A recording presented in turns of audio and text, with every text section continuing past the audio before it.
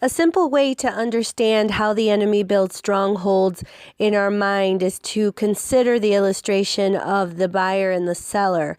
A buyer is looking to purchase a piece of property so that he can build a new home on. He begins to examine properties, drive by properties, test out the properties to see if it would be a good environment to build on.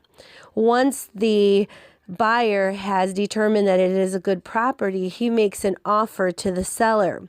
The seller then has the option to accept or refuse the offer made by the potential buyer.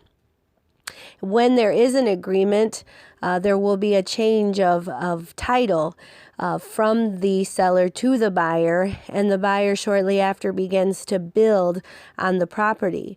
Once the property has gone up, the building has gone up, the new home has gone up, you will see that the buyer then begins to dwell on the property, he takes ownership of the home.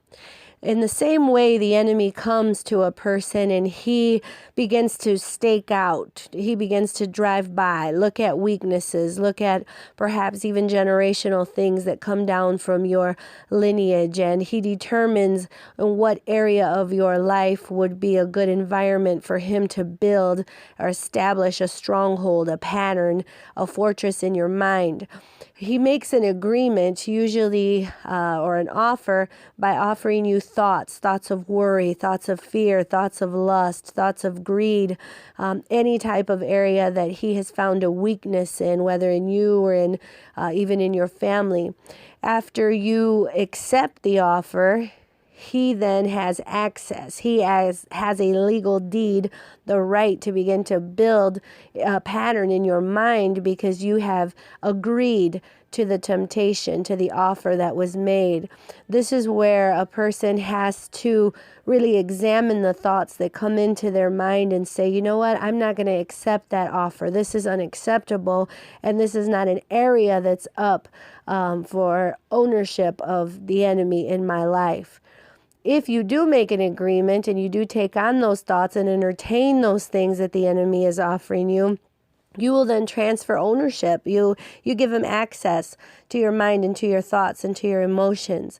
What happens then is he begins to build a stronghold, build patterns, and before you know it, you're always thinking a certain way.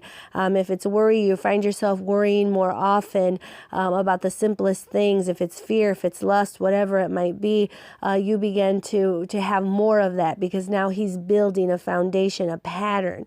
After it's built, he then dwells there. He now he's a normal inhabitant in that area, and so you find people that perhaps have always, as long as you've known them, have always been worriers or have always been anxious or have always been people that were attracted lustfully to other people, and you kind of just begin to know them that way. It's because this fortress, these strongholds, these patterns have already been established in their minds. But we're going to talk about how to bring those things down because even though there's been a sale, even though there's been a transfer of title, there's always the eviction.